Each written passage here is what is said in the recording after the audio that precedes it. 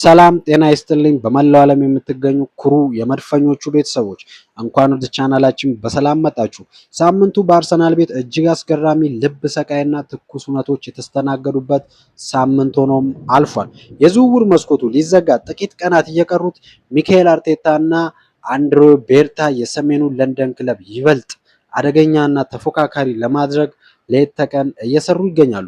በዛሬው ዕለት በአርሰናል ዙሪያ የተሰሙ የደጋፊውን ቀልብ የገዙ 5 ታላላቅ ዜናዎችን ይዤላችሁ ቀርቤያለሁ። በዛሬው ፕሮግራም ስለ ገብርኤል ጄሱስ እና ስለ ናፖሊው ድንገተኛ ጥያቄ፣ ክለባችንን ለሚቀጥሉት ዓመታት በፋይናንስ ሊያጠናክረው ስለሚችለው አዲሱ የታሪክ ስምምነት፣ ቪኒሺየስ ጁኒየርን ያጣው አርሰናል ፊቱን ወደ የትኛው የዓለም ዋንጫ ኮከብ አዞር የሚለውና እንዲሁም በዚህ ሳምንት መጨረሻ ስለሚደረገው የኤሚሬትስ ካፕ ታላቅ ጨዋታና ስለ አዲሱ ፈራሚያችን ክሪስቶፍ ዞሊ ዝግጅት በሰፊው እንተነትናለን። እስከ ፕሮግራማችን ፍጻሜ ድረስ አብራችሁን ቆዩ። ለቻናላችን አዲስ የሆናችሁ ደግሞ ሰብስክራይብ በማድረግ የደውል ምልክቱን መጫን እንዳትረሱ። ወደ ዜናዎቹ እናልፋለን። የመጀመሪያው የገብርኤል ጄሱስ እና የናፖሊ ፍላጎት የአርሰናል ሽያጭ ውሳኔ ነው። የመጀመሪያውና ባለፉት 24 ሰዓት የለንደንን አየር ያናጋው ዜና የብራዚላዊው አጥቂያችን ገብርኤል ጄሱስ ጉዳይ ነው። የጣሊያኑ ናፖሊ ቪክቶር ኦስሜንን ለመተካት ሲል ፊቱን ወደ ገብርኤል ጄሱስ አዙሯል። ለዚህም ለአርሰናል ይፋዊ የዝውውር ጥያቄ አቅርቧል። ይሁን እንጂ የአርሰናል ቦርድና ሚካኤል አርቴታ የሰጡት ምላሽ የብዙዎችን ቀልብ ስቧል። አርሰናል ተጫዋቹን በቀላሉ የመልቀቅ ፍላጎትም የለውም። ነገር ግን ተጫዋቹን መሸጥ የሚችለው ናፖሊ 20 ሚሊዮን ዩሮ ካቀረበ ብቻ እንደሆነም ለክለቡ አስታውቋል። ይህ ውሳኔ በአርሰናል በኩል ትልቅ ብላት የታየበት ነው እየተባለ ነው። ጄሱስ ምንም እንኳን በጉዳትና በፎርም መውረድ ምክንያት ያለፉትን ወራት በከፍተኛ ጫና ቢያሳልፍም ልምዱና በሜዳ ላይ ያለው የስራ ታታሪነት ለአርቴታ ቡድን አሁንም እጅግ አስፈላጊ ነው። አርሰናል የቆረጠው 20 ሚሊዮን ዩሮ አሁን ባለበት የገበያ ሁኔታ ተመጣጣኝ ቢሆንም ጄሱስ ከሄደ ክለቡ ሌላ ጥራት ያለው ቁጥር 9 አጥቂ ለማምጣት መገደዱ አይቀሬ ነው። የደጋፊዎች ጥያቄ ግን ጄሱስን በ20 ሚሊዮን መሸጥ አርሰናልን ያተርፋል ወይስ ይጎዳል የሚለው ነው። ወደ ቀጣዩ ታላቅ ዜና ስናልፍ አርሰናል ከዋናው ስፖንሰሩ ኤሚሬትስ አየር መንገድ ጋር ያለውን የረጅም ጊዜ አጋርነት እስከ 2033 ዓ.ም ለማራዘም አዲስ ስምምነት በይፋ ተፈራርሟል። ይህ ስምምነት በክለቡ ታሪክ ረጅሙ የማሊያና የስታዲየም ስያሜ ስፖንሰርሺፕ ሆኖም ይመዘገባል። ደጋፊዎች ሆይ ይህ ዜና ከሜዳ ውጭ የተገኘ ታላቅ ድል ነው። አርሰናል በፋይናንሻል ፌር ፕሌይ ህግጋት ሳቢያ በገበያው ላይ እጁ እንዳይተሳሰር እንዲህ አይነት ግዙፍ የንግድ ስምምነቶች ወሳኝ ናቸው።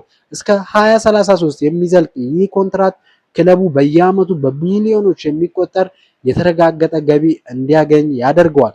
ይህ ማለት አርሰናል በሚቀጥሉት የዝውውር መስኮቶች ላይ እንደፈለገ የዓለም ኮከቦችን በገንዘብ ኃይል የመግዛት አቅሙ ይበልጥ አስተማማኝ ይሆናል ማለት ነው። ቦርዱ ከሜዳ ውጭ እየሰራ ያለው ስራ በእውነት የሚደነቅ ነው። ሶስተኛው ዜናችን የጁሊያን አልቫሬስ አዲስ እቅድ ነው። ማንኛችንም ማመን ባንችልም ቪኒሺየስ ጁኒየር በሪያል ማድሪድ እስከ 2032 የሚቆየውን አዲስ ውል መፈረሙን ተከትሎ አርሰናል እሱን የማስፈረም ተስፋው ሙሉ በሙሉ አክትሟል። ነገር ግን አርቴታና አንድሬ ቤርታ እጃቸውን አጣጥፈው አልተቀመጡም። ክለባችን በአጥቂ መስመሩ ላይ የዓለም ዋንጫ ባለቤቱንና በአሁኑ ሰዓት በአትሌቲኮ ማድሪድ የሚገኘውን ጁሊያን አልቫሬዝን ለማስፈረም በድጋሚ አማራጮችን እያጠና መሆኑም ታውቋል። አልቫሬዝ በአጥቂ መስመር ላይ በየትኛውም ቦታ መጫወት የሚችል ጎል የማሽተት ብቃት እጅግ ከፍተኛ የሆነ እናም በኤፕሪል እና ሜይ ወር የሚመጡ ትልልቅ ጨዋታዎችን ጫና መቋቋም የሚችል ተጫዋች ነው። ቪኒሺየስን ማጣት የክለቡን ደጋፊ ቢያስከፋም በአልቫሬዝ መተካት ግን ፍጹም የሆነ ማካከሻ ነው።